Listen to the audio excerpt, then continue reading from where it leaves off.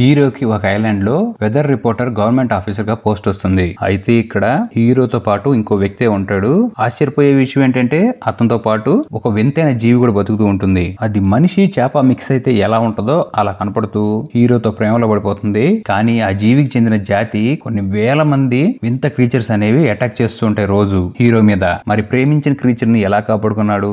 Movie visual fees తో చాలా interesting గా ఉంటుంది. ఇలాంటి మరిన్ని ఇంట్రెస్టింగ్ వీడియోస్ కోసం వీడియో లైక్ చేసి వెంటనే మా ఛానల్ సబ్స్క్రైబ్ చేసుకోండి. మూవీ ఓపెనింగ్ లోనే సముద్రంలో ఒక ఐలాండ్ కి వెళ్తూ ఉంటాడు మన హీరో పేరు ఫ్రెండ్. ఆ ఐలాండ్ కి వెళ్లి వెదర్ రిపోర్ట్ ని నోట్ చేసుకుని సంవత్సరం పాటు ఐలాండ్ లోనే పనిచేయాలి. అలా ఒడ్డుకొచ్చిన హీరోకి ఆ షిప్ క్రూ మొత్తం అతనికి సంవత్సరం సరిపడే ఫుడ్ ని వస్తువుల్ని తీసుకొచ్చి ఐలాండ్ లో కేవలం ఇతను ఉండటానికి ఒక ఇల్లు దూరంగా ఒక లైట్ హౌస్ కనపడుతూ ఉంటుంది. ఇంట్లో సామాన్లు సర్దేసిన తర్వాత షిప్ కెప్టెన్ హీరో ఈ లైట్ హౌస్ లోకి వెళ్తారు. అయితే ఈ లైట్ హౌస్ చూడటానికి ఏదో యుద్ధంలో వార్ బోర్డర్ ని ఎలా అయితే ఫెన్సింగ్స్ తో పుదైన వాటితో కవర్ చేస్తారో అంత వింతగా ఉంటుంది.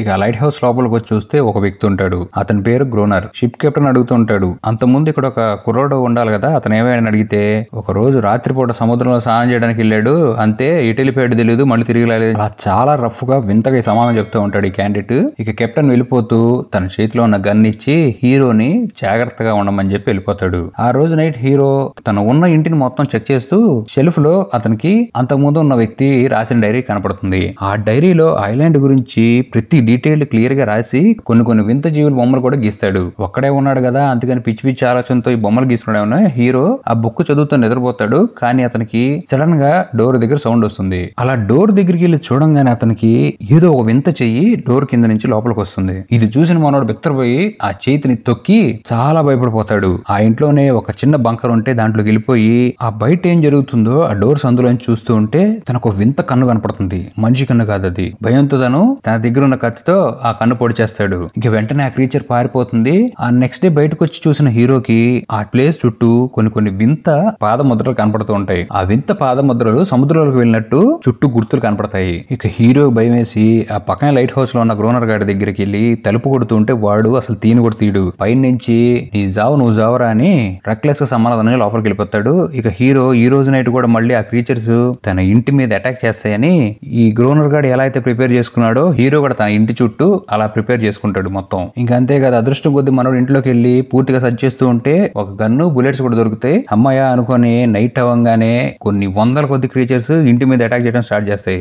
ఎన్నిటి షూట్ చేసి చంపేసిన వందల కొద్ది వస్తూనే ఉంటాయి. ఇక మనోడు ఆల్రెడీ ముందే ప్లాన్ వేసుకొని ఇంటి బయట బుక్స్ అన్నిటి మీద ఆయిల్ వేసి వాటిని తగలబెడితే ఇంటి చుట్టూ నిప్పు అంటుకొని ఆ క్రీచర్స్ బయటికి రావేమో అనుకుంటాడు. ఆ ఇల్లు చెక్క హౌస్ కావటం వల్ల ఆ నిప్పు ఇంట్లో కూడా వచ్చేస్తుంది. ఇంకేముంది, ఇల్లు కూడా తగలబెట్టుకోవడంతో హీరో ఒక మొద్దైన బ్లాంకెట్ తో ఆ నిప్పులోంచి తప్పించుకొని రాళ్ల పక్కన పట్టుకొని నిద్రపోతాడు. పొద్దున్నే లేచి చూస్తే ఇల్లు తగలబడిపోతుంది. అతను ఉండటానికి ఎటువంటి ప్లేస్ లేకుండా పోతుంది. ఇక మనోడు తెలివిగా ఆలోచించి ఎలాగైనా సరే ఆ లైట్ హౌస్ లో దూరాలని ఈ గ్రోనర్ నీళ్ల కోసం బయటకు వస్తాడు.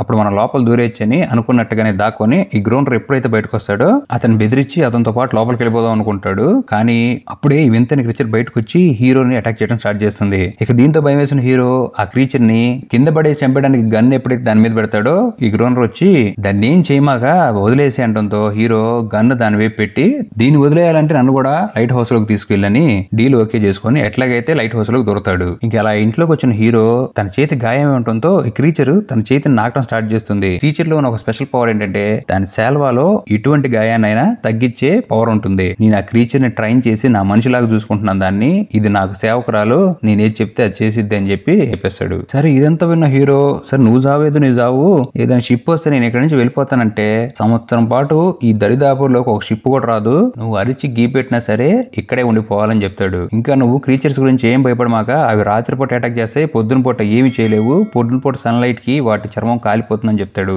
ఇక రాత్రి అవ్వగానే ఈ బ్రూనర్ గాడు తన దగ్గర ఉన్న క్రీచర్ ని ఆ లైట్ హౌస్ పైన కట్టేయడంతో అది గట్టిగా ఏడటం స్టార్ట్ చేస్తుంది. అప్పుడే మిగతా క్రీచర్స్ అన్ని ఆ లైట్ హౌస్ చుట్టుముడతాయి. ఈ బ్రూనర్ గాడు ఇక కాల్చినట్టు హీరోను కాల్చమంటే అన్నిటిని చూసేసరికి హీరోకి కళ్ళు తిరిగి పడిపోతాడు. మనోడు నెక్స్ట్ డే నిద్రలేగుస్తాడు. ఇట్లయితే లాభం లేదు, నేను నిన్ను కాపాడాలంటే నేను చెప్పిన పని చేయాలి, పొద్దున పూట వాటర్ తీసుకురా, ఇంటి పనులన్నీ చేసి పెట్టు, అప్పుడే నిన్ను ఈ క్రీచర్స్ నుంచి నేను కాపాడతానని చెప్పి డీల్ చేసుకుంటాడు. అయితే హీరో ఈ బ్రూనర్ కావాల్సిన ఇంటి పనులన్నీ చేస్తూ ఒక రోజు తన రూమ్ లోకి తొంగి చూస్తే ఈ బ్రూనర్ గాడు ఆ క్రీచర్ తో కార్యంగా అనిస్తూ ఉంటాడు. ఇక హీరో ఏం మాట్లాడుకుని సైలెంట్ గా అక్కడి నుంచి వెళ్ళిపోతాడు. ఇక అలా నెక్స్ట్ డే నైట్ మళ్ళీ ఆ క్రీచర్స్ రావడంతో వీళ్ళిద్దరు ఫైర్ చేస్తూ ఈ బ్రోనర్ గాడు హీరోని వదిలేసి లోపలికి వెళ్ళిపోయి తలుపేసుకుంటాడు. హీరో ఒక్కడే ఆ క్రీచర్స్ అన్నిటిని చంపేసి పొద్దునే లేచి చూస్తే మనోడు ఫుల్ రక్తంతో తడిసిపోయి ఉంటాడు. అలా కొన్ని రోజులు అయిన తర్వాత క్రీచర్స్ రావడం మానేస్తాయి. అప్పుడు హీరో అంటాడు, ఆ క్రీచర్స్ మనకి చూసి భయపడ్డాయేమో అని. ఈ బ్రోనర్ అంటాడు,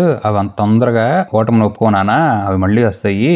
అంతేకాదు అవి గ్యాప్ ఇచ్చినాయి అంటే మనం చంపిన చంపుడికి వాటి సంఖ్య తగ్గిపోయింది, అందుకే అవి వాటి పాపులేషన్ పెంచుకోవడానికి గ్యాప్ ఇచ్చినాయి అని చెప్పి ఎప్పుడైనా సరే ఎలర్ట్ గా ఉండాలంటంతో హీరో ఇదంతా చూసేసరికి ఫ్యామిలీ లేకపోతే ఎలా ఉంటుందో అని ఆ క్రీచర్ ని చూసి మనోడికి జాలేస్తుంది. ఎందుకంటే క్రీచర్స్ లోంచి దీన్ని విడదీసి ఈ బ్రోనర్ గాడు దాంతో ఇష్టం వచ్చినట్టు పనులు చేపించుకుంటున్నాడని ఆ క్రీచర్ ఎనారిస్ అని పేరు కూడా పెడతాడు. ఇక అలా చాలా రోజులు గడిచినా ఈ క్రీచర్స్ అనేవి రావు. ఇక ఒక రోజు నైట్ హీరోను ఆ బ్రోనర్ చెస్ ఆడుకుంటూ లైట్ హౌస్ పైన ఉన్న లైట్ ని ఆన్ చేయడం మర్చిపోతారు. అప్పుడే ఆ క్రీచర్స్ లోపలికి వచ్చేసి ఈ క్రీచర్స్ అన్ని అటాక్ చేస్తూ ఈ బ్రోనర్ కాల్ని బాగా గాయం చేసేస్తాయి. ఇక మొత్తం చుట్టుముట్టి చనిపోతారు అనుకున్న టైంలో దేవుడు వీడివైపు ఉన్నట్టు అప్పుడే సూర్యుని వెలుతురుతో తెల్లారుతుంది. అంతే ఒకసారిగా ఆ క్రీచర్స్ పిట్టలు రాలిపోయినట్టు రాలిపోతాయి. ఇక ఆ క్రీచర్ ఈ బ్రోనర్ గడి కాల్ని తన నాలుకతో నాకి గాయాన్ని పూర్తిగా నయం చేస్తుంది. ఇక వీళ్ళిద్దరు ఒక రోజు బయటకు వెళ్తే హీరోకి దూరాన ఒక షిప్ కనపడుతుంది. ఫ్లేర్ గన్ తో కాల్చి ఆ షిప్ ని పిలుద్దాం అనుకుంటే ఈ బ్రోనర్ గడు ఆపేస్తాడు.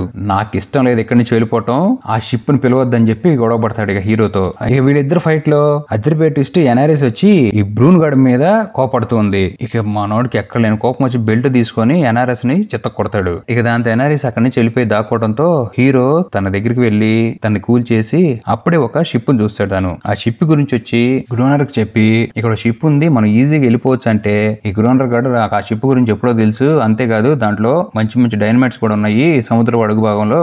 అంతకు ముందు వాళ్ళు ఈ ఐలాండ్ లోకి వచ్చి తుఫాన్ కారణంగా ఈ క్రీచర్స్ కారణంగా ఇక్కడ ఇరుక్కుపోయి ఆ షిప్ అనేది నా కళ్ళ ముందే మునిగిపోయింది, పెద్ద పెద్ద ల్యాండ్ మైన్స్ కూడా ఉన్నాయంటంతో హీరో ఒక ఐడియా వస్తుంది. మనం గనక ల్యాండ్ మైన్ తీసుకొచ్చి లైట్ హౌస్ చుట్టూ పెట్టి ఒకేసారి కొన్ని వందల క్రీచర్స్ ని చంపేయచ్చు.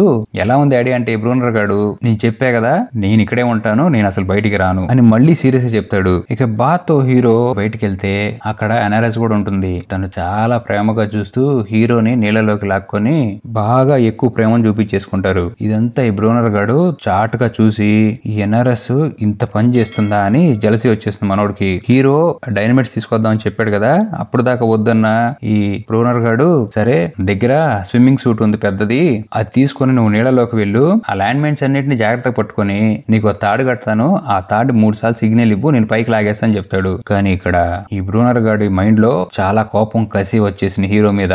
ఎందుకంటే అప్పుడు దాకా తనదే అనుకున్న ఎన్ఆర్ఎస్ హీరో గాడితో కలవటంతో హీరోని చంపేద్దాం అన్నట్టుగానే ప్లాన్ వేసుకొని తీసుకెళ్తాడు. అలా హీరో స్విమ్ సూట్ వేసుకొని ఆ లోపల దిగి డైనమైట్స్ అన్నిటిని పట్టుకొని పైకి వద్దాం అన్న టైం కి కొన్ని క్రీచర్స్ హీరో చుట్టూ కనపడతాయి. దీంతో హీరో భయపడి కింద పడిపోతాడు. ఆ సూట్ అంత బరువుగా ఉండి పైకి లేవలేకపోవటం, ఆ తాడిని సిగ్నల్ ఇచ్చిన ఈ బ్రూనర్ గాడు పైకి లాగడు హీరోని. ఇక దాంతో తను ఆ స్విమ్ సూట్ ని ఓపెన్ చేసి ఆ డైనమైట్స్ అన్ని తీసుకొని పైకి షిప్ లోకి వచ్చేస్తాడు. ఇక ల్యాండ్ మైన్ తీసుకొని ఈ లైట్ హౌస్ వచ్చేసి చుట్టూ 3 లేయర్ లాగా పెడతారు వాటిని. అయితే దరిద్రం ఎలా ఉంటుందంటే ఒక 4 రోజుల పాటు ఆ క్రీచర్స్ అనేవి ఆ ప్లేస్ కే రావు. ఇక చలికాలం కూడా వచ్చేస్తుంది.